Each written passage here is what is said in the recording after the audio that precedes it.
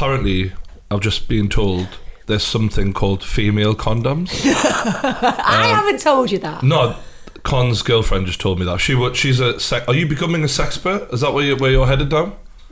Maybe. Con, well done to you, mate. for real. But sexperts might well be people that like talk a lot about it but don't necessarily do it. I don't know. Judging by Con's sex drive, which he talks about sex quite a lot, I would imagine that this is all ongoing. Do you know what I mean? It's all happening. How do female condoms work? Can you answer that? I think they're just female condoms. I think they're just condoms in a packet that's pretty. That's what she was saying. So you don't. It's not like one that you just like, hang on, what can I use this for? What contraption do you have? Just sort of like, I don't know. How do you... When you blow it up, it becomes a flower. Yeah, I was thinking maybe, female condoms. Is there like a new way of doing that? I don't know whether they still have female condoms. They did have female condoms. They were just like big, round, like latexy, lubricant, latexy stuff, yeah. Emma Kenny, ladies and gentlemen, the return of to the podcast. Con's girlfriend's here as well. She's like your number one fan. I just want to let you know that they're partaking in something quite interesting at the moment. Yeah, you kind of said that in a really mysterious way. With that. They're having sex as an experiment, and a newspaper are writing an article about it. Okay. How interesting. I mean, to just say, the intro of that is a little bit questionable because what you're saying is they're having sex as an experiment. Yeah, I'm thinking it's more interesting. What they're writing the article about, guys? Can you... About having it during different times of days. Right. So they're researching a couple of different couples who usually do it in the evenings, so they're getting them to do it in the mornings, and people that do it in the mornings, they're getting them to do it in the evenings. To see if it feels different? I don't know, it's all the same wet hole for me. Sex, apparently. Oh my god. Con just said, it's all the same. Say it as you see it. Wet hole to me. I've been around Brian too much. I've rubbed off on him. Not literally. Again, that's just this massive weird image in my head at that point. Yeah, sorry about that. I'm not a morning person, to be honest with you. Give me a coffee in the morning. Yeah, the thing about sex as well, though, is that I always kind of think that it's a bit contrived if you're having to kind of go ahead and do it. Is that a bit weird for you now? Because normally it would happen organically, not in a field, but it would just happen, you know. But now you're having to schedule it now, aren't you? Just pencil it in. It is becoming a bit of a task now. I'm a busy guy. Is it every day? No, literally, just today's the first day. It's the first day. Do you have sex every day? It was this morning. This morning the morning? Yeah. Did it feel different? I don't know. Yeah, I think it did. Was it a bit... Well, you had it. How often do you have sex? It felt like you don't have to go for a nap after. Yeah, because Con you got to go to podcast. All right, Con likes to roll over and die basically after he goes. You're not even meant to as a guy. As a guy, what's meant to happen first of all is a desire to kind of leave. Because when you think about being human before, you know, it's have sex. Hence why guys can ejaculate really quickly. So if you think about it, when people talk about premature ejaculation, and loads of people get worried about it. But if you think about it in a survival context, it was really important to kind of get in there, ejaculate, run, because you know you could have a saber-toothed tiger clawing at your back otherwise. Or a rival. Or a rival, exactly. So at the end of the day, when you think about the male and female rhythm, that's one of the reasons why. So I'd just like to say, for anyone out there, and there will be someone, because it's a male audience mainly, who's having premature ejaculation problems, just think of it this way. In the wild, 100 years ago or whatever, you lot would have been safe. So yeah, as long as you'd managed to get actually in. Because some guys premature ejaculate before they manage to get in there. Then it would be no good to no one. It's okay. You can really deal with premature ejaculation. Don't even worry about it. Can we get onto that now? Any males listening, it's completely okay. Lots of people How do you know how... Have you had dealings? Well, with my experience of having penis. Have you spoken to men about this? Yeah, I mean, I've talked to a lot of people about sex full stop because I do a lot of sex and relationship work, but young people have been a passion of mine forever. Literally from day one of me starting working, young people, sounds wrong saying young people are a passion of mine, but the under 25s were my main area of work for a long time. I have massive love of working with that client group, particularly hard to reach groups of young people who don't find it really easy to talk about stuff. I mean, young people struggle anyway a lot of the time because everything feels just a bit embarrassing, but definitely with the younger young people, I would sit down and kind of have conversations about that, and they wouldn't necessarily confide in you, but then over time as they get to know you, they would start confiding in you. So when it comes down to premature ejaculation, sex is horny, and when you're getting it on with somebody, and you're thinking about all of that, by the time you actually meet them, particularly if you've been thinking and anticipating you might get it on, and then you've got all the things going around your head as a teenager anyway, by the time you actually get to go inside, you're often so wound up that it's very, very quick. That's not premature ejaculation. That's just genuinely starting the sexual rhythm. What we see in sexual problems and dysfunction is where somebody is consistently having sex and not managing to get to a point where they've been lasting more than 10, 15, 20 seconds. And that's really distressing for guys. But the thing is, it's about training. All it is about training. It's like anything. So how would you work with somebody, and if you're listening and you've got a problem with ejaculating and you're not having sex because you don't want to feel like you're failing, one of the things that you can do is offer desensitization. So it's about holding on to your cock and masturbating, and then before you actually get to a point of coming, stopping. So you start controlling it. I mean, anybody who wants to last longer in sex can do that anyway. If you're watching porn and porn is making you feel stimulated and you feel like really aroused, don't look at the really hardcore porn. The thing about Emma that kills me I'm quite a is gesticulator. how she does everything with her hands. So right now, she's literally got an imaginary dick in her hand, and she's like, if you just hold on to it, and I'm just like... It's substantial, the one you're holding as well. Your imaginary cock is bigger than mine, I've got to say. Very proud Fantastic. of it. But yeah, you desensitize it. So, like teaching guys to masturbate in condoms. Because a condom kind of puts a little bit of a barrier between They're horrible, you. aren't they? Right, and so it's not quite a turn on. And also because a lot of people on the other side learn to kind of get afraid of condoms. They go on and you lose your hard on. So again, teaching you to get used to the condom, that's really important. So sex is something you can train yourself to be brilliant at. But it just takes work sometimes. And I just think people are so scared of saying, I can't last more than 5 seconds to the mates because the mates are going to take the piss. And instead of us being supportive, people often get the opposite of that. So people like me exist, and people like websites that are there for people involved in that kind of concern. They exist for people to go in and find that out. That's what I love about this era. Jesus, when I was growing up, the stuff you were told when I was a young girl, obviously I'm only 28 or something, but when I was a really young girl, and I lived on an island, we didn't have an internet. But when I was a really young girl, I remember getting told that masturbation harmed you. Yeah. I mean, that is damaging. Wow. Can you imagine that? Like when you're 13. Who told you that? My mum! Right. Thanks, mum. Damages you. Don't be doing that. When I was 9, she said be careful doing that. She obviously walked in on me. Oh, My really? kids will be really happy with me saying that online. Wow. That's one for you children. Wow. Are they watching? Yeah, no, well, the friends do. Your mum was a wild one. Fair play to her. Yeah, who didn't do anything like that until she was 13 and Reading just 17. And apparently it was completely natural. Thanks, mum. Have you ever had a guy who's been in therapy with you, and I'm sure this must have happened, sort of fall in love with you a bit? Do you know what? Counter-transference that's erotic, so transference and counter-transference that's erotic is quite common. I haven't necessarily felt that much of it in my time. I think my personality is one that you just kind of get over any of that pretty instantaneously, and you might want me as your sister or your friend. But I think on a sexual level, guys haven't necessarily, as clients, felt that way. Women sometimes have had that towards me.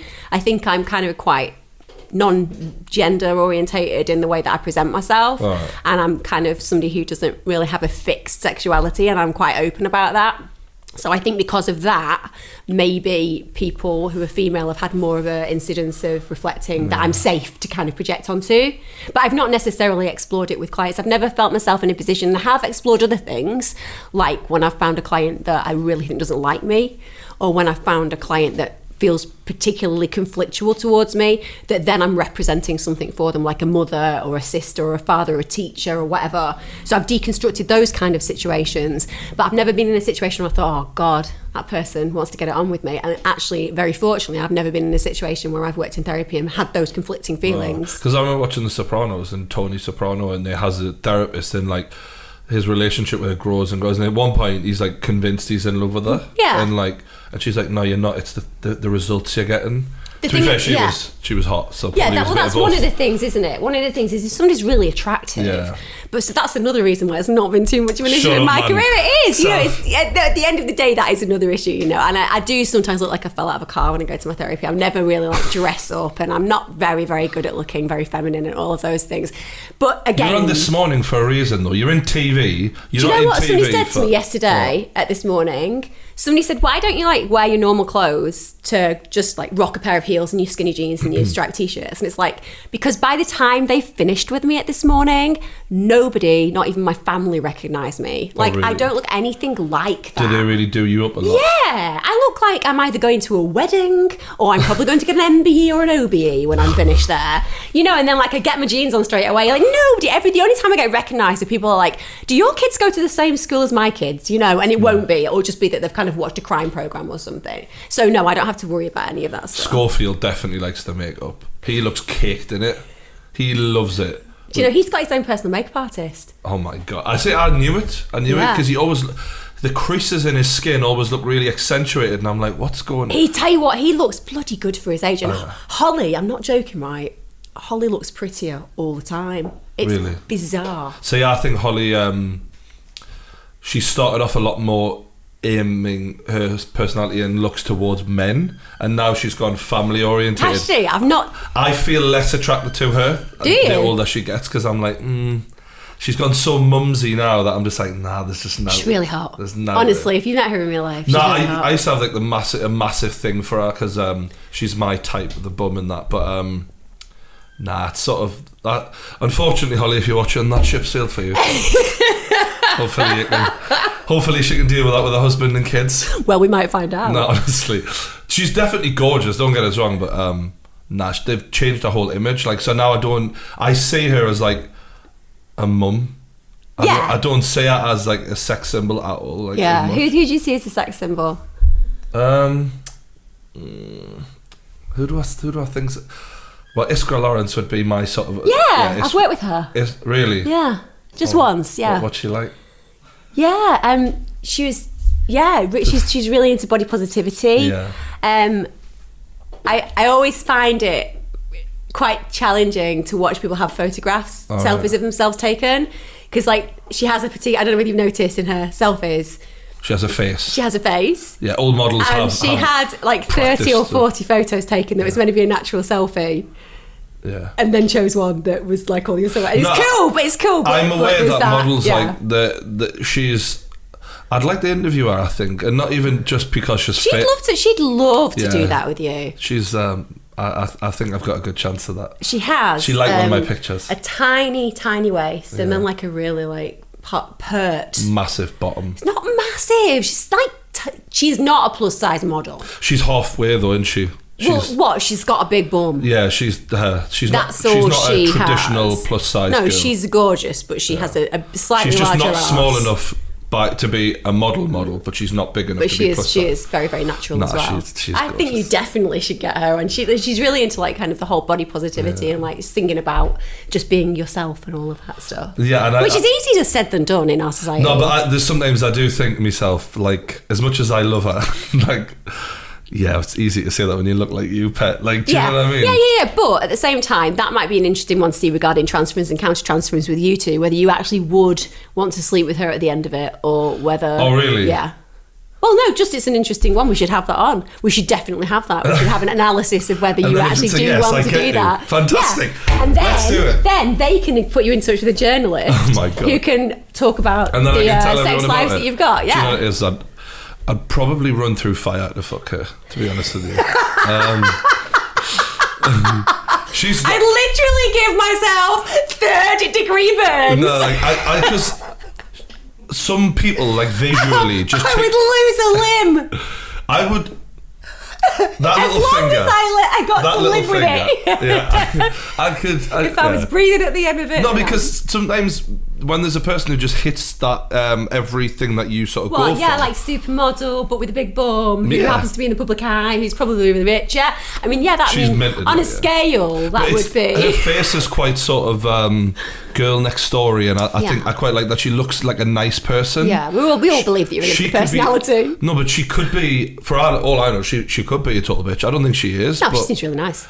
But what I'm saying is, I'm a big fan of the friendly face. Yeah. Bitchy girls who look bitchy, I find, I don't know, it puts me off instantly. I love that whole thing about resting bitch face. Yeah, but some people just really genuinely have that face, And it's not even that they're a bitch. It's just they've got that face. You know, younger people as well. I think that like the younger generation now are just wearing their emotions on the face. Of course. I see that so much more. People don't hide shit anymore. There's like my parents and their parents' generation, there was stiff upper lip and like you'd have to put a face on. That was the whole thing. Now, if someone's having a miserable day, or they fucking let you know. You know what I mean? No one holds back anymore. Women more than anything. The amount of times I've said to women, can you just fucking pretend like you're fucking happy? Honestly, fuck's sakes. Like, I really do. Yeah, I can't do the old pretending. I do. And I understand, like, the problem with me is I've got those traits as well. So when I have to be around someone who equally doesn't hold back, I kind of clash with them. I don't like sulking behaviour. I find sulking really, really difficult. But that's because I think secretly inside that I have that potential where like I can look at somebody and they'll instantly know how I feel. And really that's quite like dangerous. It's like quite a destructive quality. So sulking, to me, is part of what I'm hearing a lot more about in relationships, where you'll find one person who's, I want to say, had an upbringing where they've been taught to communicate their feelings and on a mature level know how to open up, and they always seem to be saddled with someone who has no idea how to communicate. I'm finding a lot more in relationships, people I know are in relationships where there's a parent and a child in a relationship. That's transactional analysis. So like there's basically in that particular type of therapy, quite a lot of therapists do this, but usually you kind of have to find adult. So adult is the ideal state. So if I look at like my mum and me, when I was a kid, I was really rebellious and she really struggled to kind of like me. So we fell into a very, very clear, even though that was the correct dynamic, she was a parent, I was a child, she was really critical parent, I was really rebellious child, yeah? So as you grow up, the ideal with your parents is you become adult, right? But I had to like literally leave the country for 3 years to become an adult. So we got to know each other in absence, if that makes sense. And now our relationship's amazing. So when you come back together, what was that like? Well, we wrote to each other. So like the first page that I ever received of her was like a page of airmail. You folded it into the envelope, sent it. The last one I got was 17 pages of A4 long. She came and visited me in Bali, backpacked with me with my dad. And I just realised I missed them and I loved them and I wanted to go home and have a completely different relationship. I'm like literally downloading this information. So that was what happened there. But in traditional relationships, genuinely traditional relationships, when you look at your dynamics, like so now what you're talking about there, you turn into potentially critical parent, which is and my dad, for example. So my dad wasn't in my life from when I was 9 years old to about 19. Wow. So he literally... Did he just go one day? Well, no, there was a falling out within the family, basically. And my dad hadn't, like, he'll probably hear this and it's cool, but, like, he hadn't really ever stepped up to the plate as a dad, you know, that... His focus was on him and the women, and his like. My dad was a proper womanizer, like big time. Yeah. So I don't know where I get it from. No, so he moved into all these different women's lives and whatever. And so you always kind of felt like you were in the place behind. Like I was sort of I would come round on a Sunday, so I was Sunday league sort of thing, and it's cool, but that's just how it was. Do you know what I mean? I'm not bitter about it, but at one point, I think the right decision was taken for me to be removed from his life. And when I come back into his life later, it's weird. Like, I now feel more mature than him. Yeah. In a sense, because he hasn't played his cards right that he was dealt in life, in my opinion, and he'd be the first to fucking admit that. Whereas I feel like I have. So it's almost like if I was to have a conversation with him, I feel like I'd be more likely to give him advice than he would be to give me advice. Do you know what I mean? Yeah, totally. So what about you and your mum? You and your mum were really close all the way through your life. That's totally total different, really. Like that's like I'm still the child, and like, do you know what I'm saying? But with my dad, he was just wild. Do you know what I mean? A total wild man. And you get a lot of them, I suppose, like where the dad is in and out of a kid's life, and there's men out there like that, I guess, and it's always going to be like that. God, I wonder if that's like genetic though. Sometimes one of the most challenging and damaging experiences for human beings is abandonment and attachment issues. I had abandonment issues. You had a really great relationship with your mum, from what I can tell. No, but like, I remember once I was having a conversation with a girlfriend, and I was like 16, and she was like, yeah, your problems, you've got abandonment issues. And I remember like being like, what? And like I'd never heard that word before. And she was like, yeah, you've got abandonment issues. You're worried like people are going to leave you because of not having a relationship with your dad. And I was like, fuck. Like, I was like, you're right. Like, I'd never even considered it. No, well, you don't consider it. I was a 16-year-old You're a lad. 16-year-old boy, and loads of people don't consider it. Yeah. And the problem is then they get into relationships and they have problems throughout the relationships, and they're either really rejective because they think to themselves, screw this, I'm not investing. If I invest, somebody's going to leave me.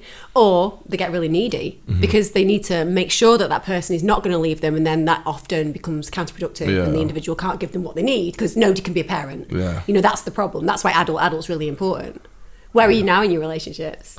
I mean, I think I've changed a lot, like. Yeah, but I think that you're like somebody who's like, you obviously are like, you've got a loyalty complex about you, even if you don't feel that you have, because that is just like part of your nature. You What's can just that? What sense do you that. mean? You're loyal, you know, if somebody's good to you, you're going to like be good. Yeah, you're if someone's good to me, I'm proud of the fact Yeah. that I look after that person, and like even in my work life and that, like I'm around people and I stick with those people and I trust them. Yeah. So and it makes you open to being used, don't get me wrong, but that's a learning process that you get used to. I leave myself wide open to many people regularly. Yeah. And I just trust that A, they think I'm a good enough person to be loyal towards, and B, the consequences of crossing me are always the door's closed. And that's the best case scenario, to be honest with you. But or death. Doors closed. Or shallow grave. Towards women. So in the last sort of like 2 to 3 years, I've evolved. Like, I'm definitely I've all of a sudden something's happened where I've gone like, oh shit, you don't have to lose your temper. Like, you can just talk things out. And like, I'm now at a point where I very rarely get angry. In that, and if anything, what I've noticed is when I had the argumentative side of me and I was immature. So what would usually happen is, say something happens where there's the first phase of an argument where someone does something wrong. That can usually be 50-50. I would elevate that most of the time and go straight into raised voices. I'm not wrong. You have to admit you're wrong. I want an apology. And I'd sort of beat a dead horse into submission until I got my apology and I was right. Now, if someone's in the wrong, I keep my calm. But what I'm finding is, being the calm one, it winds the other person up even more. And I'm like, well, fuck me. I should be getting rewarded for the fact that I'm now being calm and discussing things rationally. And if anything, it just seems to piss the other person off. So, because women like to argue. Not stereotyping. Not like throwing a whole massive agenda. Just all women. Every culture, every environment, every lifestyle, every parenting, just any woman, anywhere, any age in the world. Just women. Say, and I mean this, and I know it's a generalisation. Really? And I know that there's a percentage that won't fall into this. But what I'm going to say is, the vast majority of women that I know, that I've ever met in my life, when they're angry, they love a good shout. They love a good argue. They love to back and forth, rah, rah, rah. And then at some point within that, they'll be like, and they'll settle, and then they'll come and talk to you and be like, I apologise and whatever, and it'll all be sorted. But when you don't give the woman that opportunity to rah, rah, rah, they're fucking frustrated. It really pisses them off. It depends on your conflict style.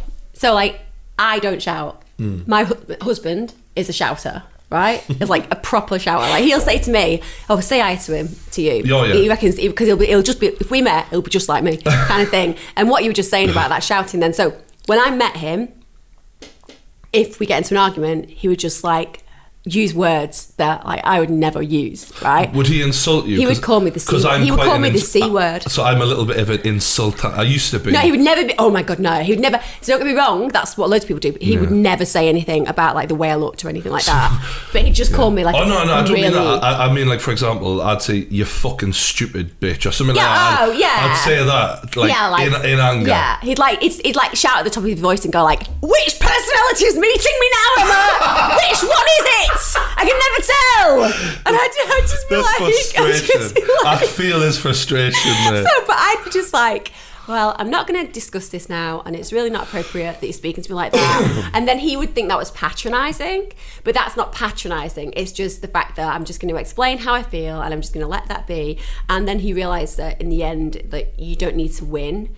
like nobody needs to win an argument. Like the beauty of human nature is that everybody sees it from their own perspective. So the art of conflict is to be like, as long as it's not that somebody's black and white wrong. Like if you go and cheat on me, like my ex-husband cheated on me, you're wrong. Now it doesn't matter how much I take into consideration that our relationship might have had flaws like anybody's are.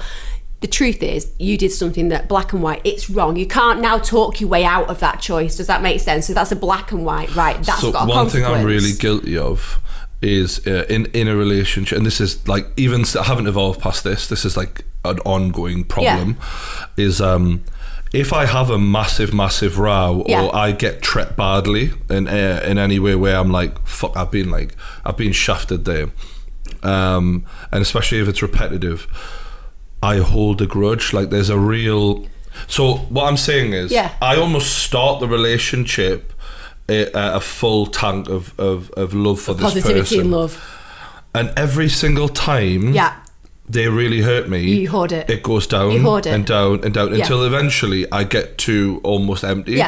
And what happens for me is I don't forgive. Like it doesn't replenish, it doesn't go back. It literally is like, when I meet someone, it's like, you've got this, use it wisely. Like, and because the more you fuck me over and hurt us, the less I'm going to feel about you, because it's almost a defense mechanism for me of just cut that off. Like just every time, just cut it a little bit more. That's why we were talking about, so that first stage of abandonment issues, which is you waiting for somebody to let you down. You're waiting, and then you don't give them a chance to apologise and move forward. The art of like conflict is, you know, I am somebody who will have those black and white moments in my life, I do, but for the most part for me it's like a sorry's a sorry, and as long as the behaviour changes, it changes. So like if I was in a relationship with you and you felt upset because I let you down, and then I go, oh my god, yeah, I did let you down, didn't I? And I need to do A, B and C. When I've done A, B and C, you have to get that tank fuller. I suppose the thing is, I've never been in a situation where anyone's really ever redeemed themselves towards me. And that's the key. The key is that you're leaving the tank to be emptied when that person doesn't deserve any more of your tank. Mm-hmm. Like the deal with relationships, with great relationships, are that you just screw them over when they're not nice to you. Mm-hmm. It's like, what are you willing to take? And that's the other thing about attachment and abandonment. It leaves you vulnerable, and it sometimes makes you question your own self-worth. It makes you question whether you do have value. And when a parent like leaves you, it doesn't matter how okay the circumstances were that led to it, or how the adults around you were making those decisions for the right reasons, or whether the father wasn't a great father. The point is, the message is that you're not worth it. It doesn't matter that on a fundamental adult lesson you go, I can look back at that and I get it, I'm an adult. You're dealing with like a 9-year-old boy. I think so. One of the things I said to my dad is like, so for example, when I got back in touch with him was, well, why didn't you just send us a birthday card? Because I didn't have a birthday card for like 10 years from him, and I was like, but why didn't you fight for me? Forget any of that. Yeah. The big fundamental question you're asking is, why didn't you fight for me? And what he needs to say is, I am sorry I didn't. Yeah. Because then that's okay. It's like, because at that point you can go, you know what, in this world everybody is trying their best, but some people's best just isn't not good enough. That's the key. The key to conflict, the key to life in general for me. And I live like a really peaceful life. It doesn't mean that I don't have ups and downs, but for the most part I'm kind of like quite calm, and I'm quite happy. And don't get me wrong, I have to work at it. God, like anybody listening to this and thinking, why am I so depressed? Like, you have to work at it. I've had mental health issues, I've had lots of problems in my life, but what I'm saying is you can get to a point where you can maintain a pretty simple positive outlook, and you can reframe the shit. Because I spent my life for a long time as a young person being massively resentful. What you're talking about, that hoarding resentment, where I could like literally, as a young person, I was gifted with my vocabulary from a really early age. It did not transmute to any other area in my life. It did not even connect with intelligence. It was just this amazing ability to just string words together and seem to be quite convincing, which meant that if you were in a relationship with me, whether you were a friend or even a parent, I could make you think that I was right, because I could take some bizarre argument and almost make it seem like it made perfect sense, I've got quite a good ability of spinning shit into gold myself. So I could do that, and that meant that I spent a long time winning. I lost everywhere else in my life, from relationships to jobs to whatever, but I kind of was right. And then I realised that that's the worst way of being. Like, nobody has to validate me being right. I just have to acknowledge I am, but that comes from a belief that I have worth. And with you, like it or otherwise, and for anybody who's lost a parent to somebody who's lost a parent to death as a young person, or somebody who has been in a situation where they've never known the mother or father, or an adopted kid, all of these kind of things, they cause a fracture. That doesn't mean that person's damaged. It just means it causes a fracture, like anything, and it heals in one way or the other. Some people just get really resilient, but for most people, it's like it gives you questions. And I think in life, we have to figure out what questions we need to ask and have answered. I'm not saying that the people around us can always give us that answer, but that if we ask it enough, either to ourselves or to the people who shared experiences like we have been through, we find it. I think for me, I just got really resilient, and I actually... I'm a really resilient motherfucker. I mean, like, and I have also, I rate myself very highly. Like, and I don't mean that in a bad way, but I just like, I have self-worth. Yeah. And I have a standard of like what I will accept. What you'll accept. And it never goes below that, really. Apart from when people do crap to you and then you let them then do it again and again. Well, so like, what you're saying is maybe in your personal life, that's the only area that isn't completely healed. I think if I really did love someone, I would allow things to get worse than what it normally would. Or maybe they shouldn't get worse. But what I'm saying is when I let the tank go down, that's me. Yeah, you're done. I know, you get to that point. So, for example, if I'm holding onto that person's hand, that tank is going down, and I just sort of cut my own arm off. Yeah. I'll hurt me in order to end this whole shit, really. Do you know what I mean? But growing up's a big part of it, though, isn't it? Yeah. Don't you think that age is like a massive part of it? Well, lately, for me, like, I've hit a point where I'm like, oh shit, like I am who I am now. Like this is where I want to. You've got to be fully accountable, fully responsible. But at the same time, I just think that a lot of us don't do the work to look back on why we are the people we are and who formed us. And it's not a blame game. Like, I think that upbringings. That's it. It's not a blame game. In the last couple of years, I like, there's sometimes I'll be driving along and I think, fuck me, I'm so lucky. Like, I had like a mum who put so much into us, sort of thing, because otherwise. Like, because I know people who haven't had that, and then I realise where they are, and I like literally think my whole life has almost been a domino effect, and like she pushed the first domino. Do you know what I mean? And if it wasn't for that, I wouldn't be where I am now. So, and her love that is real and pure. Oh, yeah. I mean, it's complex in any sense. Love always is, but if it's like given to you in a way that you feel just like unconditionally accepted, even if it's just of one person, that's enough to knock any direction in the right direction, isn't it? So the whole reason I can go on camera in front of like 1 million people and just not give a fuck is because in my head, as long as I'm loved by my mum, why do I give a fuck about what anyone else thinks? So that is exactly what drives me. As much as I might be in front of a camera talking about something mental, in my head and in my heart, like, that's what's driving me. Do you know what I mean? God, I think for any mum to have like a son say that is like a legacy that you just dream of. Like, I want my own boys to do that when they're older, just to think, you know what, my mum just completely knows who I am and sees me for who I am and sees my worth. I'm sure you've got them fucking well worked out by now. Well, I don't know. I've got great kids. I've got great kids, but they're hilariously funny and they're also really emotionally literate. The thing about me bringing my boys was just speak their truths, be them, be who they are. But like, I do live in a comedy. I can't live in a comedy house.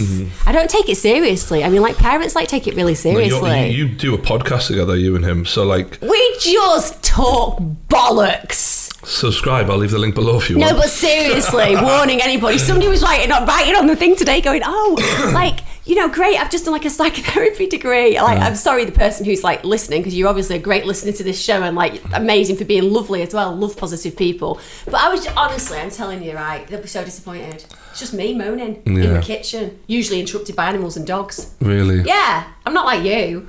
I'm not like you. The dogs come in here every now and then, but that's another story. No, I'm joking. Do you know, it's funny though when you end up, because if you think about it, last time we spoke to each other, you were saying that there've been a lot of times in your life where it could have gone one way or the other.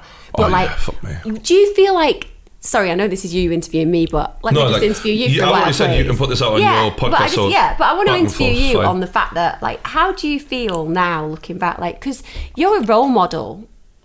God, that's a big word though, isn't it? No, because the thing is, you can't help it. You might not feel it. And it's not even something that I think is a legacy you have to feel. I'm being honest with you. But you are. Like, you have, like, a huge amount of people, young men, young women, not all young men and women either, older people as well. And they listen to you, and it's not just about the humour. It's, like, about the journey. Like, they've been with you, some of those people, from pretty much day one. So they've grown up with you and your brand. Like, so how do you feel like just looking at that and reflecting on that? I think so when it hits us, a couple of times in the past week, I've pulled up at traffic lights, and it was like around like school time or whatever, and there's like 30 like kids just around my car wanting photographs of us and stuff, and that's like, this is fucking mental. It's like the traffic lights have gone green now. Do you know what I mean? And that's like near where I grew up and stuff, and I'm like, God, this is mad. This is like these are who I was like sort of 10 years ago or whatever. That's when I'm like, and one of my mates was in the car with us, like, this is fucking mental. Like, and this is like an old school mate who just doesn't like he's got a normal job or whatever, and he's like, this is fucking mad, mate. Like, and what about like kind of like when you think about that, what do you think you've seen change like in the past year since you began to now, both in yourself but also like in the expectations of people around you? Because like things must change. They must change. So I never had like a role model at school who was local, who I could achieve what they had done. So in my head, I mean, there was Alan Shearer, but I was never going to be Alan Shearer. So in my head, I'm kind of like, I kind of hope that this spurs on other lads from my area to, if they have got charisma and a bit of banter, give a YouTube a go or whatever. And because like I've moved house obviously in the past year, and like about 4 years ago I was in like a very, very small house. And like, I mean, a very small house in a rough area and that. And I remember having like, there was a week where I was like, shit, I can't afford bread and milk here. Like, I'm literally fucking got nothing.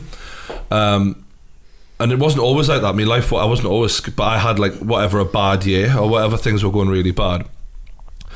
And like driving past that house now, I'm like, fuck me. Like, I started YouTube videos in that house, and like if people could say it, they'd be like, that is mad. So it has been like a real journey. They're like reflections, though. Those reflections are like just amazing, though, aren't they? They keep and me like grounded. when you drive past that, and it's like it's part of the fabric of who you are. No, it keeps me grounded. Like sometimes I'll just drive past that house, and it brings back all those memories of like, I remember I used to get up in the morning and like think, all right, well, how can I do YouTube, and like what can I do and learn about. And now like every single day was just like another brick into what I wanted to create. And although some people might think, oh, you're only a YouTuber, mate, but like, no, that's like saying, but you're only a Hollywood film star. No, it's the new generation of connection. But I understand I'm just saying, in my life, this is a real big moment for me to look back at that house and say like where I'd gone, like what I'd come from, because like I was going nowhere fast in that house. Do you know what I mean? Yeah. Like I really wasn't. So, but that's the thing about I try to get that across to people, and I don't think people kind of understand it. That agency that just you happen to the world. So why do you keep making excuses not to make it happen? Like what you did was you just went ahead and did it. That's like one of the things that I see constantly on social media. You'll see a lot of people who are jealous or envious, or they'll kind of be negative because people are succeeding, and it really, unless you have been born with a silver spoon in your mouth, and no disrespect to people who are lucky enough to get that, because that's real, you know what I mean? But for the average human being like you and me, like you have to work really hard to make it. You have to, you know, people, you just don't get there, you know? It's the journey that gets you there. What's been the darkest times for you on that journey? Like, because there must have been, apart from the poverty, I remember that, by the way. I can remember trying to make biscuits out of flour and bread. There's nothing worse than for me stressing out about money. I find it really horrible, like hanging over my head of, can I pay rent this month, and then if I don't, what happens? So like those were pretty bad. Like a few people died in my life along that way. That was fucking sad, horrible. How's that affected you? I mean, like I lost a lot of people were close to me. I lost my best friend, and that's I remember you saying really that. Significant for me and changes you. So what about you? So like my cousin who I basically was raised like young. He was like my brother basically. We grew up like we were dressed the same, we did everything the same, you know what I mean? Like it was that kind of friendship. And he overdosed, and that was sad. Wow. 23 years old when he died. Were you still like really, really best friends? No, like we were, because when you're like teenage lads and that, you go off, and he was DJing and stuff like that, so he was off doing his own thing, so we weren't as close, but still it was like, fuck me, like we were raised together, like everything he had, I had. Like, we were in competition together our whole lives, like in a good way though, you know what I mean? We would like sleep in the same bed when we were kids, like 8 years old, and we'd talk all night about whatever. Do you know what I mean? So like, it was really sad, really sad when he died, and I just that really put a fire up me of like, life is so fucking short. Like, I need to take whatever like YouTube is my only. I knew what else was waiting out there for me, like with my other jobs and that I'd done, and I could go back to that, but I was like, I'll not be happy doing that. YouTube's my only chance of being happy, and then if I get money out of it, great, but like, I just want to have a job where I can do YouTube and make enough money to like keep doing it and provide a decent life. So and that just spurred me on, really. It just made us think, fuck me, life is so fucking short, just kill it. And that was like, but yeah, I had some times where I was just like, this is fucked, like, or whatever, and you know, you're sitting in a fucking room just crying to yourself, fucking thinking this is never gonna fucking work, everything's shit. Do you know what I mean? I think everyone's had those moments at some point, though. So yeah, that was... I think I wouldn't say I was depressed, but I was very down. You're dealing with grief. Grief's horrible. Yeah.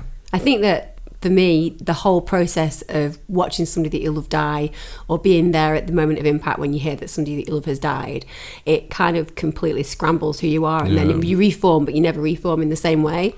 I mean, I don't think that grief ever changes. Like, I think that there's this misconception that you get over it in the end, and I don't think that's what happens. I think what happens is your life just grows around it. So like, you just have more experiences and you do more stuff and you go more places and you have more memories. So the impact of grief kind of is still in that moment. Like, you know, if you look back to the grief that you've had, you can visit it. It's like, you can visit it, can't you? You can like visit that moment. It's weird because like, obviously other people have died in my life as well, and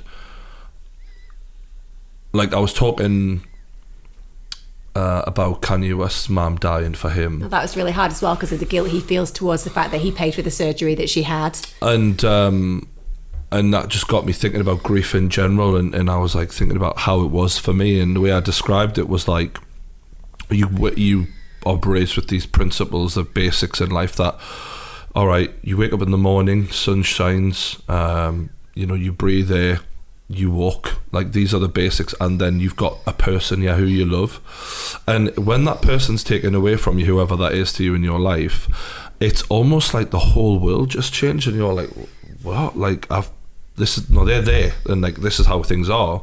And then that taken away, I likened it to one day you wake up, you open the front door, and the whole entire world's underwater and everyone's swimming around, because that's how much life's changed for you.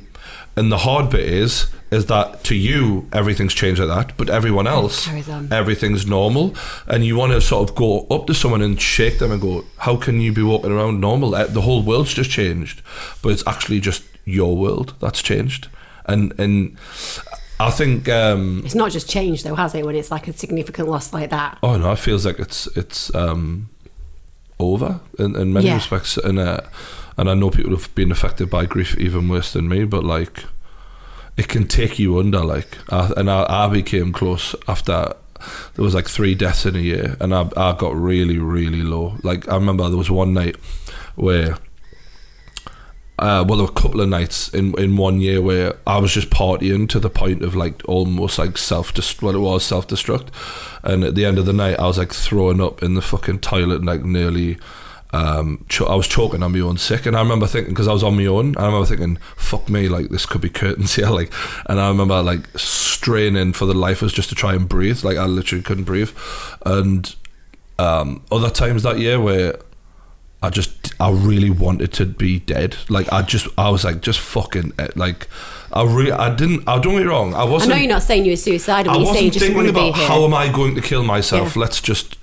What I mean is, I was like, life would be... It would be so much better if I was just not here. The pain's so intolerable. Yeah, and life after the pain is also not enjoyable. So it's like, I've got this pain, and then I've got a life of fucking hate. What is the point? Do you know what I mean?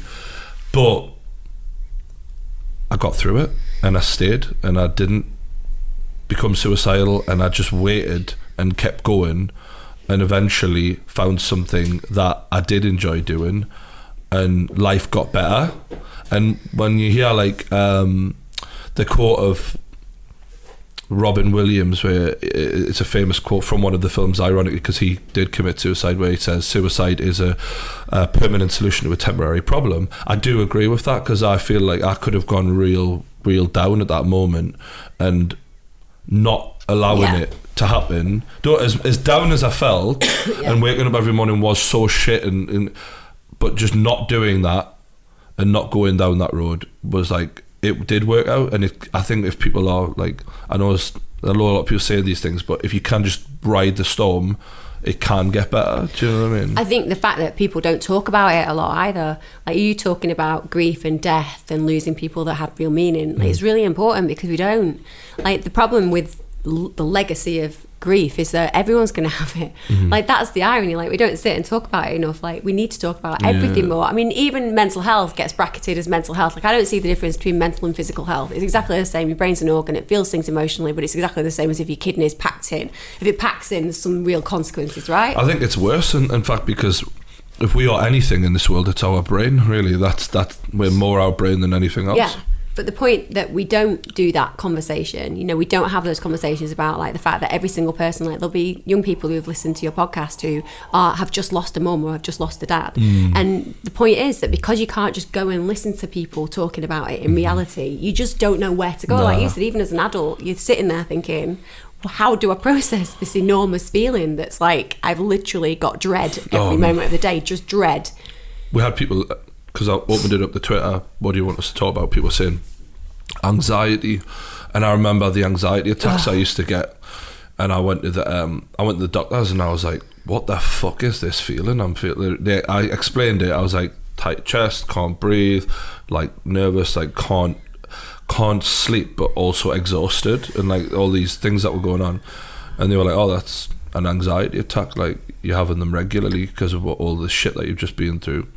And I remember like for a good few weeks I was taking, is it Valium or something? Yeah, or diazepam. Diazepam, sorry, that was it. And I was chucking 2 of them down my throat and fucking 8 cans of cider, and like I was collapsing just to get sleep, basically. Like what a fucking mess I was like. So yeah, but it's like, not a mess, is it? It's reactionary. It's reacting to something that's like unmanageable. Yeah. You said you felt like you were drowning. Like that's the thing, you know, everybody felt like they were underwater, but actually you're the person underwater because you just can't feel like you can breathe. You can't do any of that. It's fucking awful. I just can't get my head around really in a society that's full of people with the potential to help each other, that we do such a bad job in the UK. Like even your friends will freak the fuck out when they know you're going through that. Like my mates were like avoided me a little bit, like at that people point. Say that all the time. Do you know what I mean? Because they were like, what do we say? Yeah. How do we put somebody who's always okay in the box of not okay? Yeah. Exactly. But at the same time, it's like everybody's got the capacity to help somebody else. It's dead simple. If somebody's in pain, just ask them why. Ask them what you can do. You know, you don't even need to know what to do, because the person will just be aware that you want to help them. And even if they can't direct you, being with them in that space is really important. When my best friend died, she got, like, we'd been best friends from 7. And she was like my sister. She really was. Like, we'd had periods in our lives where, you know, you kind of come and gone, but we'd always been a constant in each other's lives. You know, we did everything first, every first together. Do you know what I mean? We knew everybody's first. Simple as that. Now, when she got sick, I was like in the state of, how do I solve this? You know, how do I solve this? This is what I'm doing. I'm solution. Ask anybody who knows me. Like, my thing is everything will be all right in the end, and if it isn't all right, then it isn't the end. That's my philosophy, right? Yeah. So I solve everything. So I was on the phone to every consultant I could think of. I was looking at new treatments. I was trying to get cannabis oil ordered off the dark web. I was doing anything and everything so that my friend stayed, And it's a really interesting dichotomy, because in the same moment, I was doing everything. Are you a controlling person? I think that I don't think I have control issues, as in, do I feel like controlling of the people around me? No, quite the opposite. I'm quite like liberal in all of my activities. Like, I just kind of have a really great sense of people should be allowed to be feel like. So my sister and me have this constant argument. I love my sister. I've got a really good northern family. We're all close, but we had this consistent argument. She's a teacher, like she's a rocking good teacher. You know, like I could never have committed to something like that. She's like really, really great. And my eldest son, Tide, wants to be a doctor right at the moment. He's wanted to be a doctor since he was like 5 years old. And at the time, I remember thinking, oh Jesus, got to like get A's, haven't they? You know what I mean? And all of that. And we went to America. My sister convinced me to go to Disney with the kids a year ago. They're about 7 years too old, really, for Disney. I'm not going to lie. Really? There's a lot of queues, and if I wanted to save you some money, a lot of queues, very expensive meals, not the portion sizes I thought you'd get either. I thought they were going to be huge, but never mind. Could have saved you quite a lot of money there just in the future. So me was sitting drinking, obviously, one night, and we got into a proper row, like a friendly row, but she was going, I can't believe you're saying that you're not going to force him to do his work.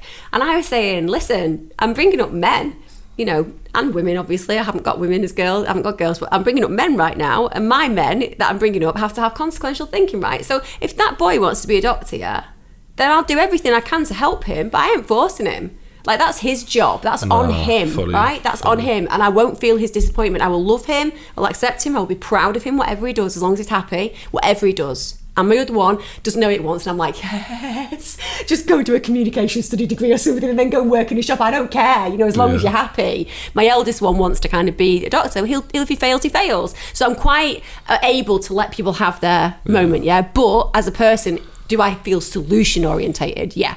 So in that situation when she was dying, I just wanted to sort everything out. And it actually, I would say, probably caused more of a distance between us for those last months, because I couldn't confront the fact that she was going to die, you know. And it was only at the very end when I was like with her, because she didn't have any kids, and I was with her partner, and we kind of spent the last week and the last 2 days I was there the whole time while she was dying, and she didn't want to die in hospital, she wanted to die at home. And during that period it was like a real recognition and ritual of, my God, you know, really there's nothing I can do here, there's nothing I can do, you know, I just have to be with her. Yeah, I remember those feelings. Like, I remember having the sentence in my head of, well, there's nothing we can do about this. And it's so fucking final, and it's like, fuck. Like, I'm a little bit of a Superman in my own head. Like, I can always change shit. I can make things happen that other people wouldn't believe to be that's possible. Exactly how I feel. And that's exactly it. And having, it's like, that's it. It's gone. I'm You're powerless. Fucked. There's nothing I can do. Like, it's beaten us. Exactly. Like, and we can't change this. No. Like, it's really fucking. And also feeling frustrated. I was frustrated with her. I was thinking, fight more. Yeah. You know, figure it out. Do it. You know, come on. And I can also remember the thing about death that I think that we don't talk about is, like, everyone talks about this death thing, like it's this great big monster in a cupboard, and it's like this massive like symphony of being when it happens. And like, actually, death is like literally the most bizarrely quick, and the drawn out process isn't, the dying isn't, but you know, the death, it's like over. I'm sometimes wonder if it's supposed to be that way. Do you know what I mean? I mean, I don't know if people believe in God who are watching this or whatever, but like, I kind of think it's hard. I mean, the deaths that I've been through were all quite sudden, all of them. Traumatic. But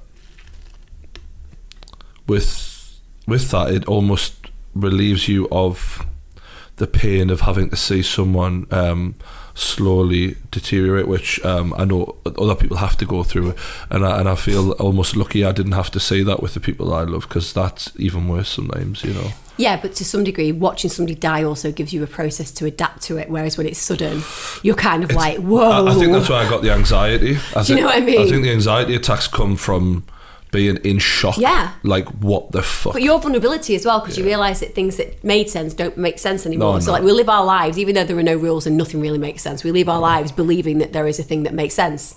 So when that sense suddenly gets destroyed, you just sit there thinking, well, what makes sense? And nothing does. Does it make you think about, like, and this has become, I mean, I know it's like morbid subject, but like I don't think it's a morbid subject. It's a human subject. What do you now think about you dying one day? How after this experience? I mean, as a human being, like, I kind of welcome death as far as it's a big part of the process. As a person, I think that we carry on to some degree. Mm-hmm. So I'm not religious, but I do definitely have a sense that life is a temporary thing within me, and when life leaves me, it becomes life again. Yeah. So people ask me why I'm vegetarian. I'm vegetarian because I believe that if you think about life as an energy field, as an energy force, if you imagine we're all kind of like, don't get me wrong, I would not be surprised for a minute if we're all a computer algorithm, and when we die, actually somebody just takes takes our earphones off and carries on doing another thing. You know what I mean? Genuinely, it wouldn't surprise me in the slightest. It's weird enough as it is. The fact that I can text somebody in Australia freaks me out. So, you know, on a level, anything amazes me. But genuinely, like on my whole philosophy, it's that I think that life is an energy force that we all belong to. I think that, you know, if you get touched and you're an insect, you're here for that much of a time. No, but you personally? Yeah, I think I'm part of that. I think I'm it. Sometimes I think to myself, like, how would I feel if it all ended, like Truman Show style? Like, if it all ended now, how would I feel? Like, and I'm actually becoming quite like, I'm all right about everything. Yeah, because you're in a good place. You've done stuff. Like, the people that regret life are the people who feel like they never ever did what they were meant to do. That, I think, must be the most stifling, like emasculating if you're a guy and destructive if you're a girl feeling at the end of the day. And this is my big problem with the way that we bring up people in the Western world. Like, we bring people up, and I don't know whether I talked about this a bit last time, but we do bring people up with a blueprint. It's a blueprint. It goes, you go to school, you go to college, you do your exams, you might go to university, get a job, get married, buy a house, have kids, die. Right? And it's a completely broken blueprint that people are following them blindly. It doesn't work most of the time. I don't mind, because I've had quite a lot of fun. Yeah, that's like, why, yeah. I've actually had quite a lot of fun in the last couple of years and that. And but also, you're doing what you love. Yeah. If you die doing what you love, you've had a life fully lived. Yeah. It's when you die having felt like you've never done any of the things you believed in. Could you imagine that? Like, I genuinely get up every day and I like what I do. I'm never going to be like a multi-millionaire. Like, well, obviously I am, because I'm going to win the Euro Million soon. But I mean, like, this morning that's going to happen. Like, it's definitely on my mood board. This morning pay a few million a year anyway, so that'll be but right. Could you imagine? Could you imagine?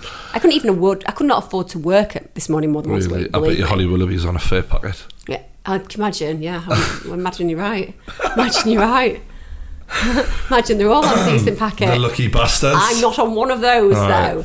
You're the Mr. Moving to a new place soon. To be fair, all right, don't tell him. To be fair, if Schofield retires, I could sort of slip in there, no problem. That sounds inappropriate again. Just your language is inappropriate. Should I look at some of the things? So people have asked us to talk about certain subjects. All right. I love that you talk about grief. I think it's really, really important. I think so many people feel about it. Yeah, I do a lot, because I remember, like, I didn't have anyone to fucking listen to about it. So yeah, exactly. All right, so we're going down. So the one thing I want to bring up, because I know a lot of people who listen to this podcast do it during exams, and there's one person who said that they're struggling to keep their head during exam times, and with all the stress that comes with it. Is there any sort of words of wisdom you've got for that situation? Yeah. The thing about exams is that you've been lied to your entire life. So, of course, you feel utterly horrified at the idea of doing them because you think the world ends if you fail them. That's what the whole process has been, bringing you up through education. If you fail your GCSEs or you fail your A-levels or you drop out of your degree, you're screwed. The fact that there are millions of very successful people around you who've never even done well in an exam before is something you don't see. You just see what you believe. So, first of all, reframe it. You are going to still be you the day after you've done your exams. If you have failed them all, there are lots of other strategies that you can do to succeed in life. The first thing you have to ask yourself is, what do I really want to be? For example, if it's a YouTube sensation, why are you even doing GCSEs and A-levels? Why is it bothering you? Get online and start doing it. If you want to be a doctor, sure, you need to do well. So you resit, for example. Most importantly, though, you stop worrying about your future. It hasn't happened. It's not going to happen, because you'll always be in the present. So what can you do in the here and now to make things occur? Yeah. Worry so fucks people. First of all, make sure that you're not spending too much time revising, i.e. hours and hours. 20 minutes, take a break. 20 minutes, take a break. Just give yourself lots of time to soothe yourself around that kind of educational learning. Secondly, how kind are you being to yourself? You know, are you going on walks? Getting out with nature might sound a bit idealistic, but we know it helps a hell of a lot with the way that you concentrate. Also, it's really good mindful practice. Do you do diaphragmatic breathing? If you've got an issue with anxiety, that's where you learn to actually breathe through the diaphragm. Diaphragmatic? Yeah, if you want to look it up, look up 2, 7, 8. breathing. It's 4-7-8 breathing. Breathe in for 4, hold for 7, breathe out for 8. It just means you can't get panicky, just stops you doing that. Make sure, I know this sounds like, again, it sounds like I'm a mother, just being a mother, but it's genuine this. Make sure you eat a decent breakfast. Make sure you're organised the night before. The way that you set out on the day of your exam is really important. Have everything prepared. Organisation is something I learned later in life. It's really important. But what I've realised is like,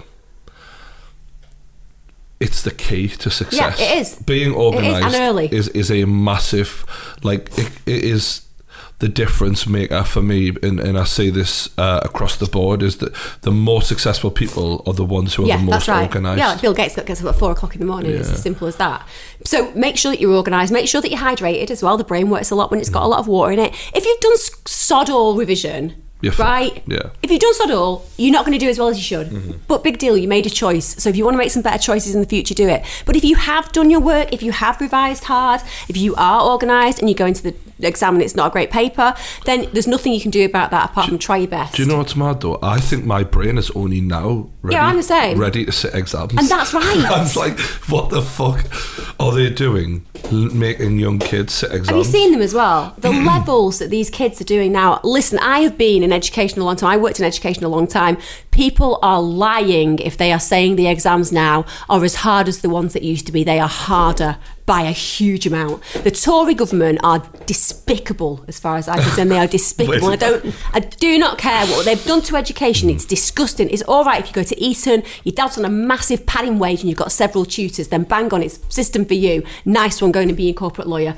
Knock yourself out, right? But any kid from an estate in the UK with a dysfunctional family, which lots of people have, lots of us have, right? With poor access to extra education, with poor access to great nutrition, right? The system is completely screwed and stacked against them. It's appalling. And that's what people need to be saying. So kids who are anxious today, right? You're anxious because you are facing some of the toughest exams that you could ever imagine. And you're right. You're right. They shouldn't be having to do it that way. How does a test of memory one day on a year, how does that say that you are worth an A, a B or a C? It says you can hold your cool and you happen to have a good memory. It's got jack all to do with actually knowing your subject. Yeah. And that's the key. So that's the other thing I'm I'd only say. ready for that now. Like, I think I've only just got like to my full capabilities in the last couple of years. I'm the same. So fuck knows. And another thing I think is the amount of hours that go in.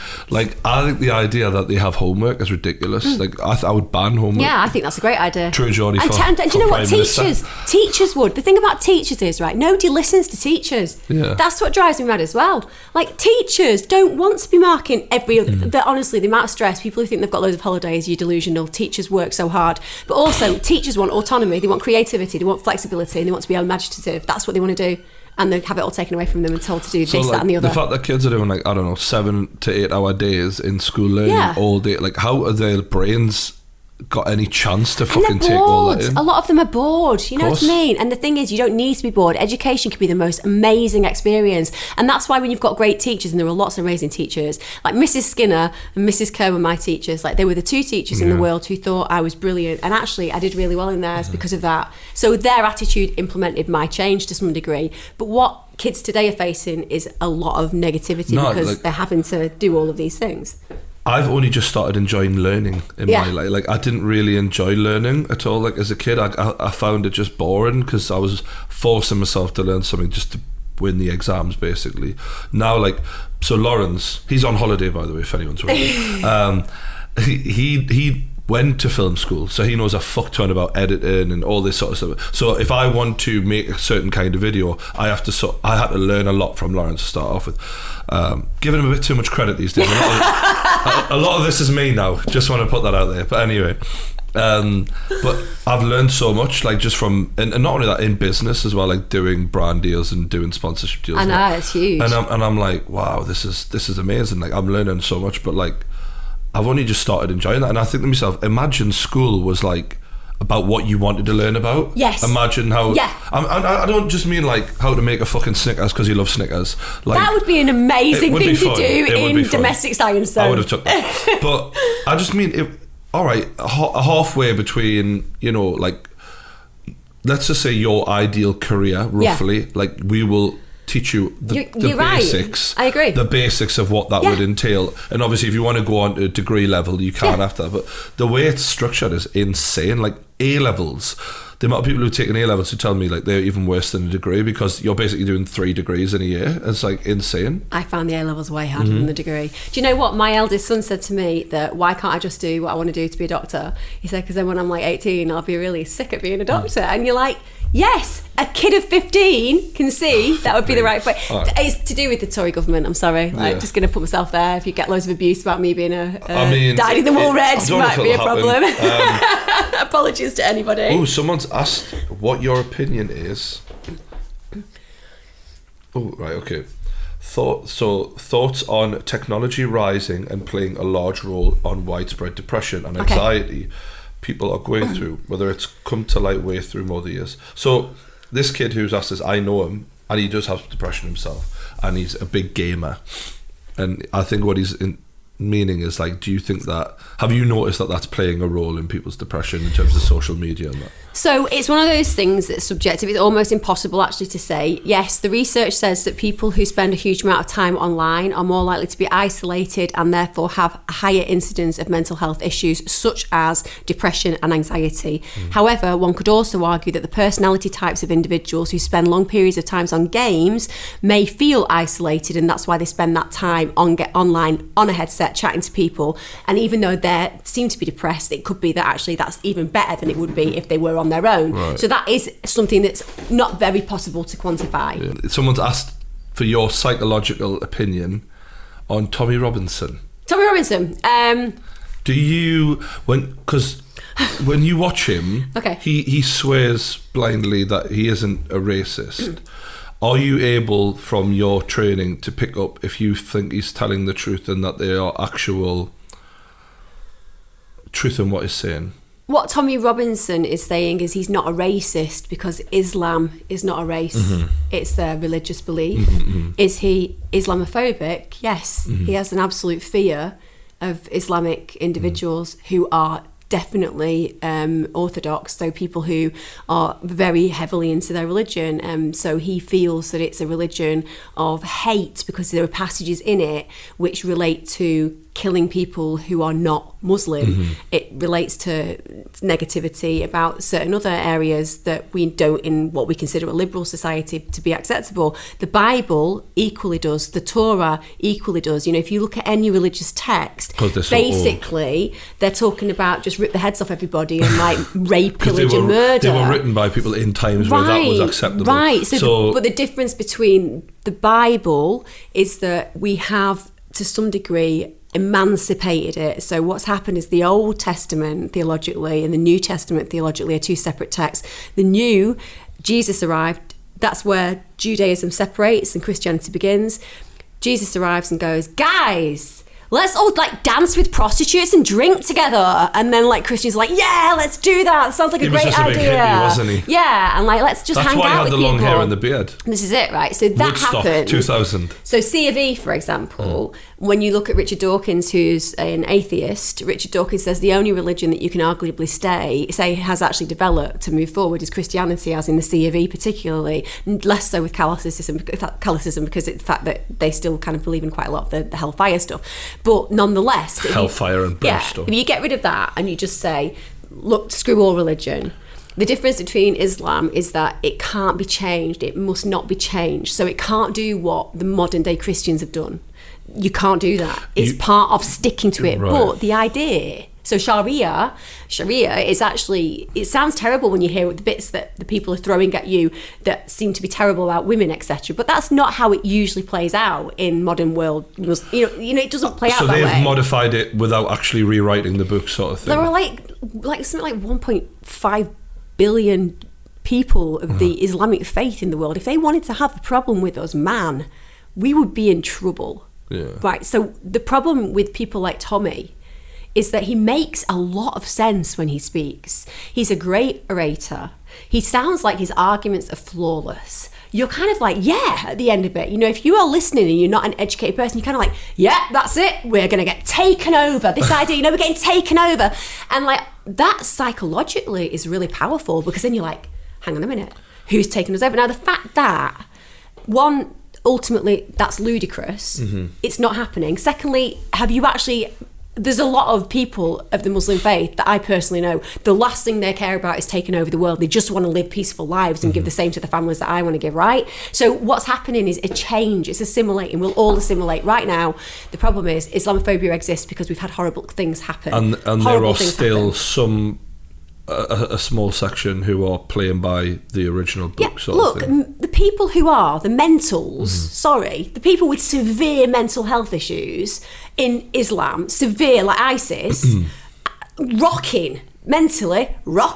Do you know what I mean? Yeah. Have you heard about the Tommy Robinson arrest? Yeah, of course I have, outside of court. I mean, I think if you want to give Tommy Robinson, I'm sure that whoever was in there must have been on that, because like, if you want to give Tommy Robinson a massive amount of followers, a massive amount of kudos, a massive spokesperson position where he can convince everybody that actually, you know what, he's the only one telling the truth, right? It was ridiculous. Let Tommy Robinson do a live Facebook, man. Let him do it. Because people like me and you are never going to listen to him. You know, we might hear some of the stuff and go, ooh, that could make sense if you were A, B, and C. But the big problem with people like him, and the big problem with people like ISIS, is they believe their rhetoric to such a position that nobody else has a say. That's the problem. I'm here in between, you're here in between. Islamic people, Christian people, we're all here in between. And so then I think there with a and there sensible conversation, you would hear people with different points of view concede at certain points and say, all right, you've got us on that one. Yeah. And that's one thing to be fair, I haven't really heard. I mean, I'm not saying I'm the expert on this guy, but they've asked me to talk about him. And I really haven't really seen him have when we watch Tommy Robinson have a debate, is very much a trying to win rather than trying to learn. Yes. And I feel like in a debate, there should be an acceptance that this person from a totally different walk of life might know something that I don't, and you're not just trying to shout each other down, which is usually what a Tommy Robinson debate turns into. Exactly. So it becomes a monologue. To be fair, I do feel like sometimes he kind of hasn't got a choice in that because of the way his position is in society right now. But I just feel like there isn't enough of that going on where people are learning from talking to each other. Don't get me wrong, I think he stands for a particular belief system that's very prevalent in the UK, and I think that people are feeling angry and that people are blaming each other for their dissatisfaction and unhappiness. And one of the things that you'll constantly see is like the ISIS group are a group of horrible individuals who want to destroy the Western world. It's never going to happen though, so we need to stop. We just need to chill out about it, because it's never going to happen. They can do what they do to us, but it won't happen. I think the outrage comes when he says a load of these guys have then raped a girl. Sexual exploitation is absolutely profiled. It's just fucking... It's profiled. At the end of the day, it doesn't matter whether people are uncomfortable with it or otherwise. It's mailing Pakistani males. It's as simple as that. You know, much like we can say the same about street robbers being a certain profile, we can say the same about rapists being a certain profile. Unfortunately, there's a profile. That's the way it goes. There's a massive profile where you're more likely to be rated, like paedophile-wise, by a white guy, because there's more white guys in the UK. Right. So, you know, the likelihood is that if you're going to have unfortunate basis of being born to a family where you're going to get abused, it'll probably be a white family. Yeah. We don't have a problem saying it. And it's the same with Pakistani men. The likelihood is that if you've been sexually exploited, much more likely to be that way. It's the way it is. It's not about racism, it's not about culture, it's just about fact. And it's the same with any crime. Yeah. Crime has a profile. We might not like to talk about it, but it's factual. I like the fact that you're matter of fact about it. But it's also factual, isn't it? That's the thing, it's factual. So it's like, it's not me saying it, it's statistics. Exactly. Where's Statman Dave when you need him? Yeah. But no, Tommy Robinson, I don't think he's racist, I think he's Islamophobic. DMT and ayahuasca and how those trips can change how you're feeling about yourself. Do you know anyone who's done one, or have you done? Yeah, I know people. Have you dabbled? DMT is something that basically is meant to mimic what happens to you when it's the chemicals kind of taken from livestock dying, for example. That's one of the things. And the other one is that particular drug that they use in certain countries to go through like ritualistic change. To my knowledge, DMT is a product in ayahuasca. But DMT is the thing that's meant to mimic like... Is the chemical that is in ayahuasca, but ayahuasca is a much more natural way of delivering that's it. That's where you go abroad. Well, I mean, that's my experience of it. And you take it with people who are meant to give you shamans. Like, out-of-body experiences. Yeah. You're meant to connect with your young self, the real self, all of that. Whereas DMT is meant to give you like kind of like, oh, what's like to nearly die kind of thing.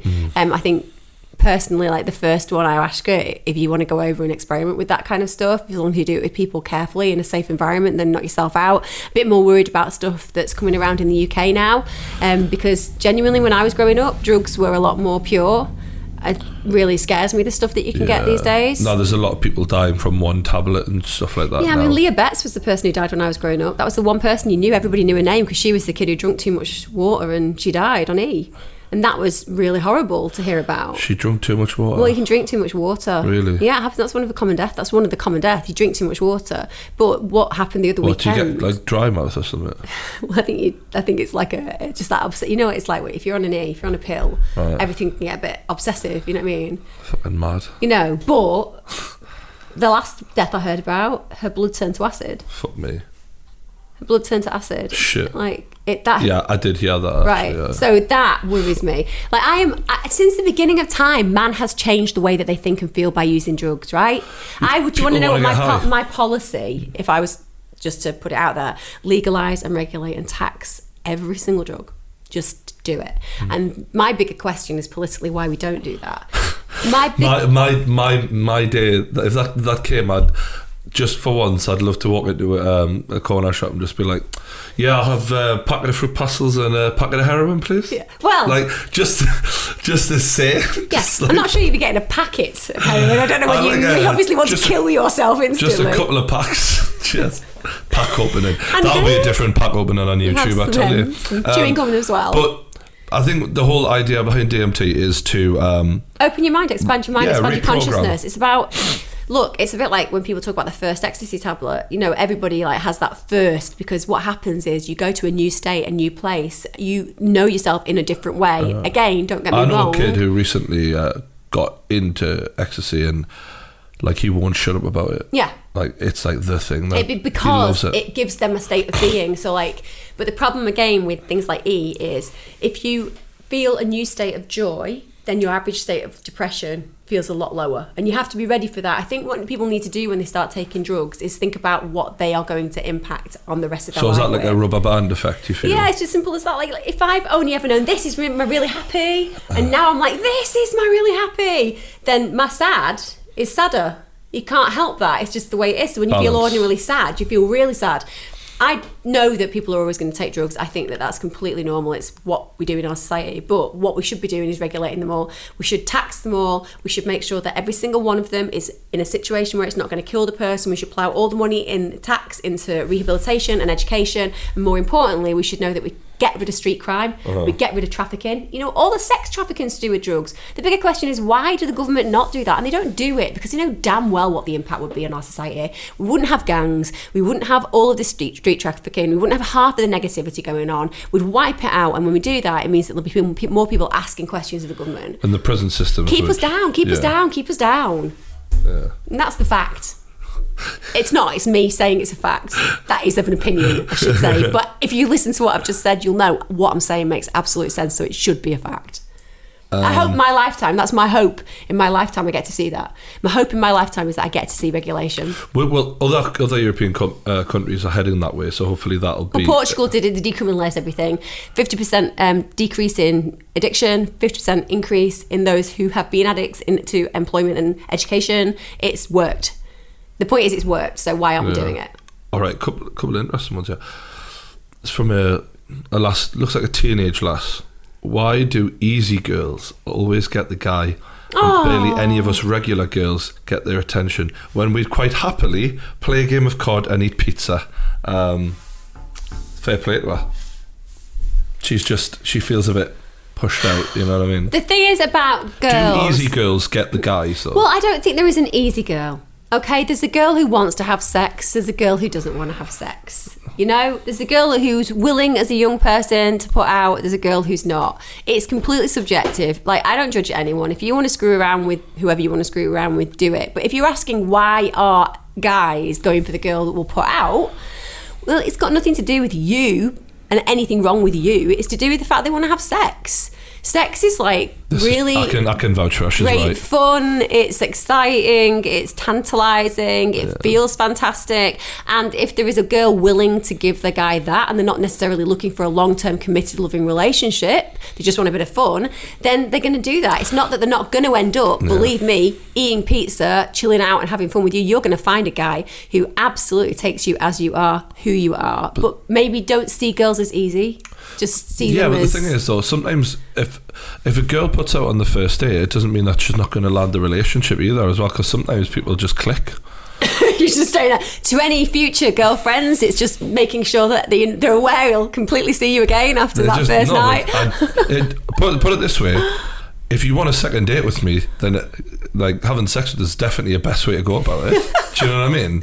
But for young people, best case scenario. You know, I think when you're older, that becomes more normal. That's true. But I think when you're a young person, it's really strive. Like young people get hassled when they don't put out. Girls are so worried about having a bad name as well. I mean, what girls should always do is know that anyone who gives you a bad name because you've chosen to have sex, that is just so reductive. It's such a redundant argument, isn't it? What are you doing, kid? Like, if a girl's having sex with you shut the fuck up. Let her be, you know? And actually, the reason that some people are seeking that kind of affection and attention is not because they're all the names that are associated with it, because they want attention, because they want to feel loved, and we shouldn't judge them. But at the same time, boys want to tell everyone because they're like, hey, I'm the man. It's the thing about sex, it's so loaded. That's what amazes me though in the UK. You know, we talk about it a lot when they're younger. Everybody wants it, and then like people get into marriages a lot of the time and then end up hardly ever having sex anymore. It's like so screwed up. Like we don't do enough talking about sex and actually having great sex and learning about great sex, you know?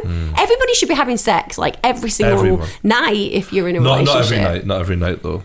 No, honestly, what I've learned as I'm getting older is can you not do it every night? No, believe me. Well, but I actually have started to appreciate like sort of the anticipation as well, whereas when I was younger it would just be like it has to be all the time, like as many times a day as once a day. But like if you go say a day away from that person and you haven't seen them for a day, it's better. Sure. With that extra like. But if you're living with them. No, I'm just saying.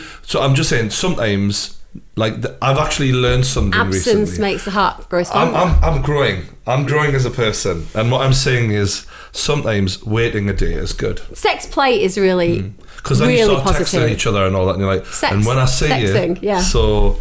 I also think there's a lot of pressure, like genuinely, like as a educator and as somebody who works in this area quite a lot, I would definitely say that having a really solid confidence around sex is really important. So I do not think you should have sex with anybody unless you feel fully ready. I don't think that you should have sex because your mates are having sex. I don't think you should have sex because people are telling you should have sex because you're a virgin. Don't. Just always know yourself. Like genuinely, like I look back at my first sexual experience and it was great. It's great. I wanted to have sex with him. He wanted to have sex with me. I was in a relationship that lasted a long time at the time. Didn't end up marrying him, but at the end of the day, I look back at that first time, it was not a bad experience. It was the opposite. It was a really good experience because I was ready. I'd said no to lots of guys before, but I was ready for him. Women reject a lot, don't they? But also women, when they have sex, but when they have sex in the end, a lot of women feel like, girls feel like they should. You shouldn't have to do that. Like when you get confident about sex, that happens when you're ready. So confident sex is fun sex. Just practice. Eat the pizza with the guy. Enjoy it. Yeah, definitely. Have pizza on your own, Call of Duty on your own, get ready so that when you do meet the right guy, you can show him what you can do. Yeah, absolutely. That would be a great idea. I like that. But believe me, you will find somebody who wants to eat pizza with you and have sex with you in the end when you're ready, and you should just be cool with being that person. Oh, this is an interesting one. The overdiagnosis of mental illnesses, or the trend of people romanticising mental illnesses. So what we're saying earlier is we don't talk about it enough, but then you've got those other people who seem to like build a career out of being that victim or whatever, or want to be seen as poor pitiful me or whatever. Have you ever looked at someone and thought you're talking shit, that you're literally pretending to be depressed so that people will feel a certain way about you? I've never met anybody who was pretending to be depressed. I genuinely never met anybody in therapy who was pretending to be depressed. I've met a lot of people who, once they realised they were depressed, maybe for a period of time that stopped them moving on because they felt like that was their answer. I'm really depressed. That's why I can't go to work. That's why I can't get a boyfriend. That's why I can't get on with my parents, because I'm depressed. So they use that as a hook to stop themselves moving forward. That's quite common. I know people who don't realise they're depressed. People also don't realise they're depressed. Literally, I know people who, and I try and be nice or whatever, but I'm just silently very aware that you are actually. Do you not say that to them? How the fuck do you turn around to someone? I think you're depressed. That's what I'd say. No, seriously, like seriously. When you really care about someone, that's why you do it. I'm aware that. But that's why you say it. You say, I love you, and I think you're really depressed, and I want to help you. So with depression, often I think comes anger issues as well, and the people that I'm aware of who I think are depressed have these anger issues to the point where, in order to convince them of their depression, I'm going to have a massive fucking argument where I have to go, well, remember this and remember that, and almost prove it. And me not being qualified, they're like, well, what the fuck do you know? So I'll almost suffer the backlash, like, because they lash out quite a bit in that. So I just have to sort of carry on. Yeah. Dealing with it. But you should voice it though. I'm gonna, but it's in a really. But the thing is, like, how the fuck do you tell someone that you think that? Because someone out there will probably be wondering. Yeah, I would say it. Like, I would genuinely say it. But what if they say, well, what do you know? Well, the thing is, you can say, well, the reason I'm saying it is because of A, B, and C, and also it's how you say it. Podcast with True Geordie. Yeah, it's also how you say it. Like, the thing about mental illness is, look, lots of people don't realise they're depressed. That's why people kill themselves. Like, genuinely, that's why people kill themselves. If people had realised genuinely that, and what happens with suicide, one of my really good friends killed himself when I was like a young woman, and I can still remember us, the question afterwards was, how did that happen? He was always so happy. How did that happen? He was always okay.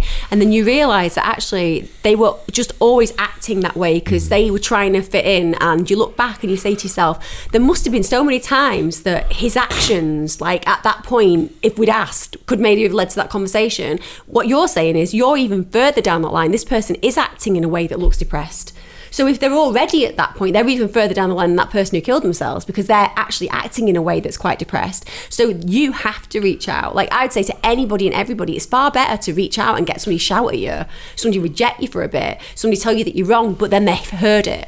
They've heard it, and you're like, you know what? Yeah. They hear it. You just stop them being allowed to hide from it. People want to hide from it. Guys in our society, particularly boys, they are brought up with this ridiculous schema that says, oh, be strong, know how to cope, be resilient. I get loads of messages off it's young bullshit. Men. I get so many messages off young men. You have a penis, therefore you should also know how to cope with the slings and arrows of life. No, it's really hard. Look, growing up in our society is something that we're all told to be thankful for because, we come from a Western environment and even the poorest of the poor can still eat and blah, blah, blah, blah. Actually, it doesn't work like that. Emotions don't work like that. I think growing up for men now must be the hardest it's ever been. I think so. Right now. I think online, all of that stuff. The lines are so blurred compared to what they used to be. Yeah. If anything, there was so much structure back in like the 40s, 50s, 60s or whatever. Like, it was very straightforward of what it was to be a man, whereas now there is no formula. The thing about us saying men, female, with some differences, but to some degree, we're all human, and human beings are incredibly, incredibly vast. They're vast. Every human being has got like so many different feelings, so many different thoughts, so many different identities, so many different transitions and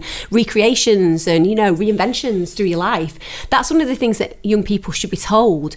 I genuinely learned that probably in my early 20s. I was like, screw this, I'll just reinvent myself. I don't need to do anything drastic with my life, as in I don't need to do anything awful to myself to change. I can just reinvent myself. I'll just be a totally different person.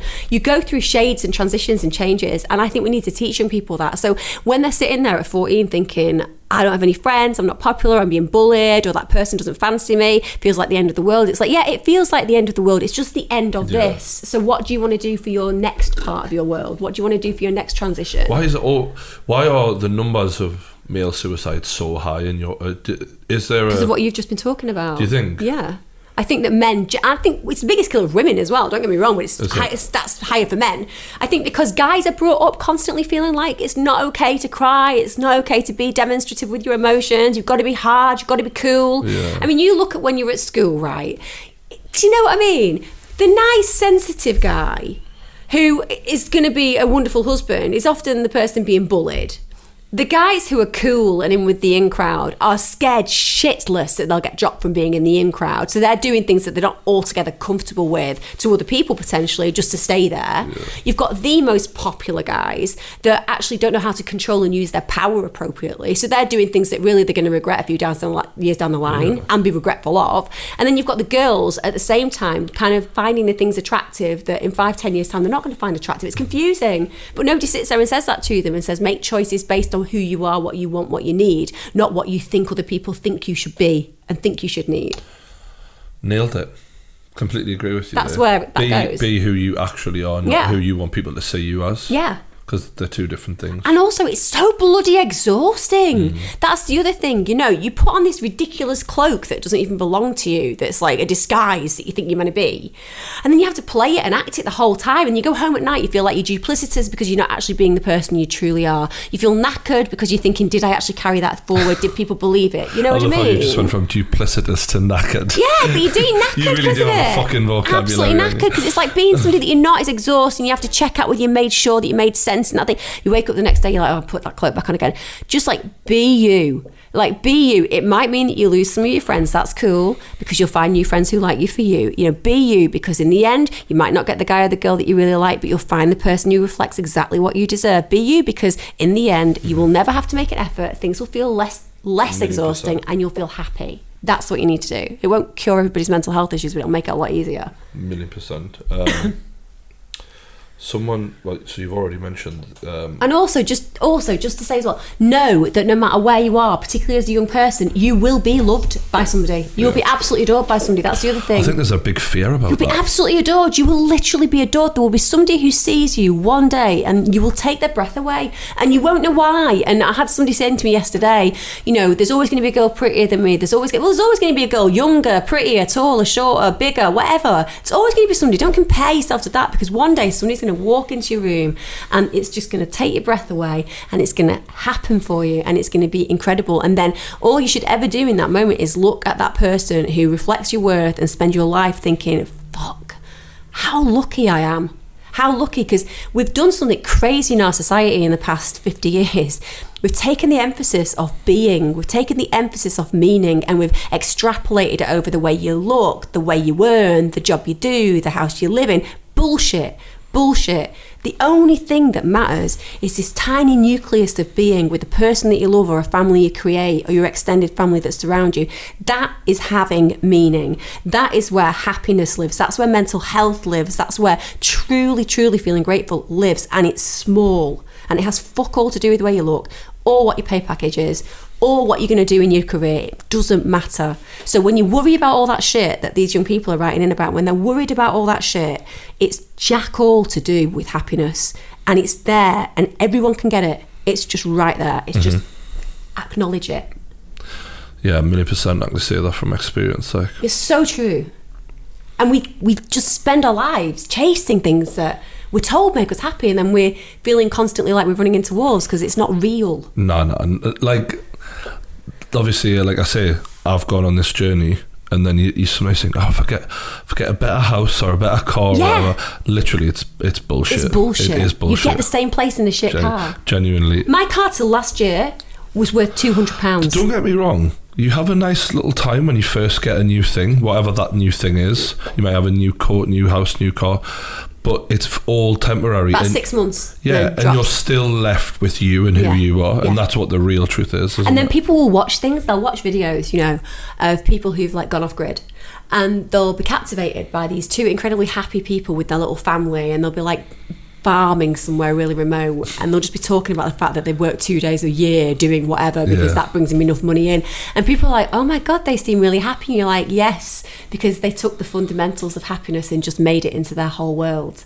And the thing about the capitalist state is we convinced everybody, and anybody who's grown up in Western Britain, we convinced you that you have to be happy, you have to be rich, you have to be successful, you have to be beautiful, you have to want A, B and C, use a credit card, buy that new thing because that'll make you feel happier. And it's all just absolute crap. It's volume. It's the day-to-day activities, isn't it?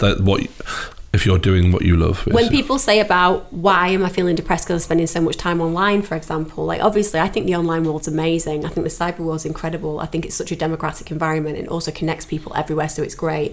But if you aren't going out every day and talking to people, that's a problem. So there are two indicators that will mean that you live a long life. One is that you have close relationships, so that makes your life long. And the second is interactions on a daily basis, going out and talking to as many people as possible. Firstly, that impacts on your mental health and well-being, and secondly, it gives you a longer life. Yeah. So the thing about what we need as humans are very small, but we don't actually teach people what they need. We just tell them a load of myths and hope they'll spend a lot of money so that our capitalist state continues. It's the way it works. Well, I've had a fucking good chat with you the day. I know, I just want to come back there and just like just keep going through. No, we'll do another one. We never ever get through everything, do we? I've got shitloads, so we'll definitely do a third one. Maybe Lawrence will be here for that, or if I let him back. Bless. But the thing is, the truth is, though, like, to all the people who've written in who are worried about mental health, who are worried about who they are, like, when you're young, I'm worried about them. Yeah. No, exactly. genuinely, I get a message and I'm like, what the fuck? Like, yeah. Because people will say, I'm thinking about killing myself, and I'm we should be worried. So now I'm like, well, what if I don't do something? Yeah. Like, what? Do you know what I'm saying? So I'm hoping that what we've talked about today can just push them in that way. Exactly. And the point, I do a clinic on a Wednesday as well, just to say it's free online on Facebook Lives. All right, people, we'll leave all that below. Yeah, I'll leave that so people I'm not an expert. No, and I do it free, and it's like it's there if people want to do it. I can do a special one for that. But the truth is, if you're listening now and you've asked about mental health and well-being, right, it's confusing being young. Mental health when you're young is even more confusing because you don't have the responsibilities like paying mortgages, looking after kids, having a job. There's nothing to anchor you to the here and now. So often you start running wild with your thoughts. But what you need to know is this: for the most part, anxiety and depression will pass. 80% of the time it passes. 80% of the time you'll never feel it again, so don't worry if you've got depressed. But if it's constant and you're worried, you do need to seek some help. But there are some things you can do. Eat a healthy diet, exercise every single day. I know that sounds like an old wives' tale. It's absolutely true. Do it. Get out in the sunlight, talk to your friends, go on support forums, get in touch with other community people who need and can help you in that area. And baby step it to start with as well, so don't put the pressure on you. Don't be quiet about it though. So like, all right, I'm going to do exercise. A 10-minute walk in the morning or in the midday. That's fine. Just start with that and build yourself up. Yeah, and always remember this, that in the end, you'll find your way, but you just have to stick at it. Just don't give up. Don't give up. Don't give up. That's it. Like, it's simple, but it's fucking hard. But if you do it, you'll get somewhere. And also look at people like you, because people like you and people like me, both entirely screwed at one point. It did feel that way. Like. Really, really happy now. So yeah, I'll put all your links in the description so they can follow you. And if you've enjoyed the chat, don't forget to like the video, subscribe, and we'll see you later.